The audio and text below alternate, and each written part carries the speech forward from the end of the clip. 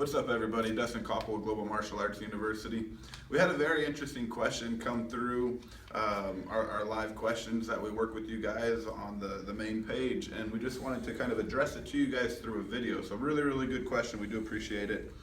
So the question is, what would you consider one or two common mistakes people make in a self-defense situation, ones where they get hurt due to panic in a live situation? So really good question. Just kind of want to break that down.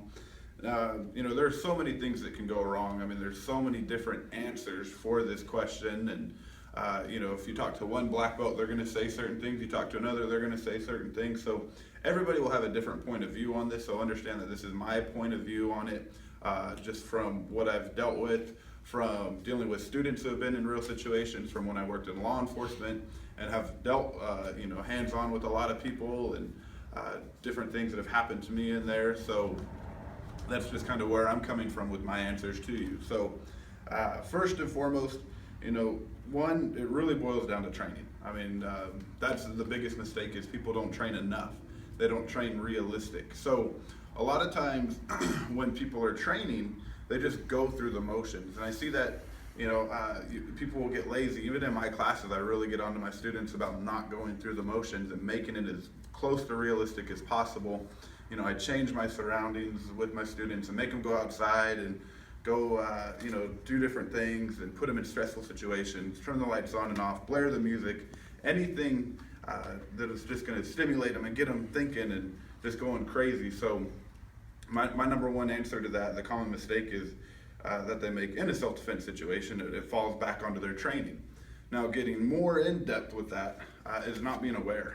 All right, that's another huge thing, because self-defense is when you're already being attacked.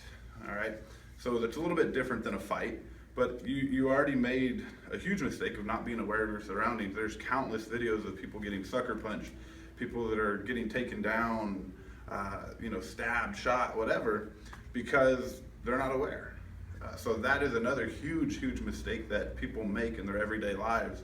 So really, how can we change those two? And then I'll get to that panic one in a second, but how can we change those two things? So up your training, first and foremost, but really, watch videos and be like, okay, what's this person doing? How can I change that scenario? How can I make it more real for me?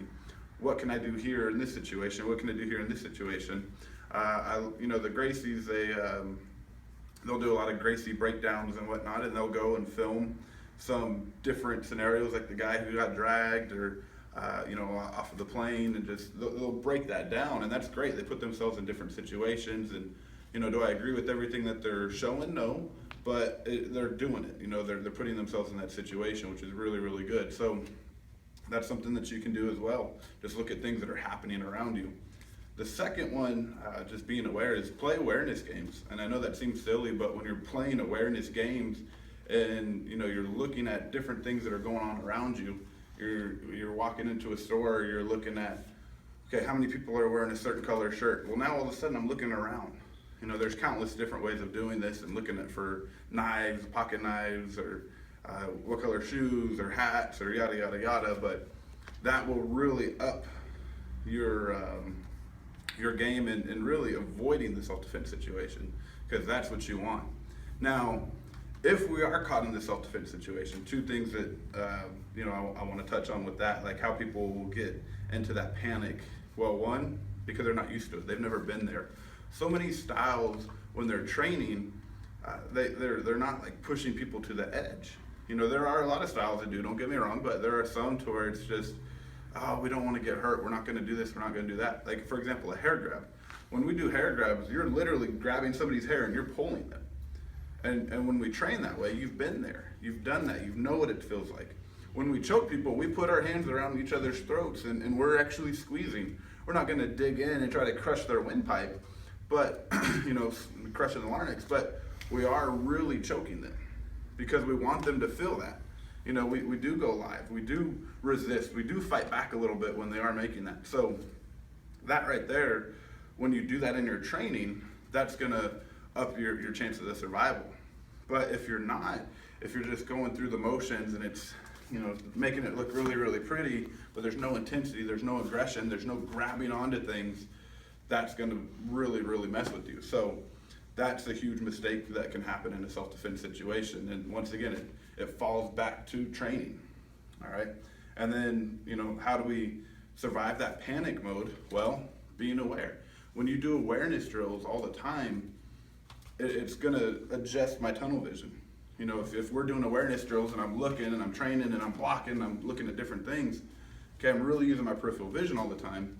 Well, in a self-defense situation, I've been there before. I'm used to it. I'm used to people training, throwing things at me and haymaker punches and stuff like that, and I'm used to defending it. So those two that we talked about, how to do it in your everyday life versus how to do it in training, can really, really help you in the long run. So I hope that answers your question. Like I said, that is my point of view on it. All right, you go with different instructors, you're going to hear different things. So I hope that answers your question. If you do have any follow-ups, feel free to ask me. Thanks a lot.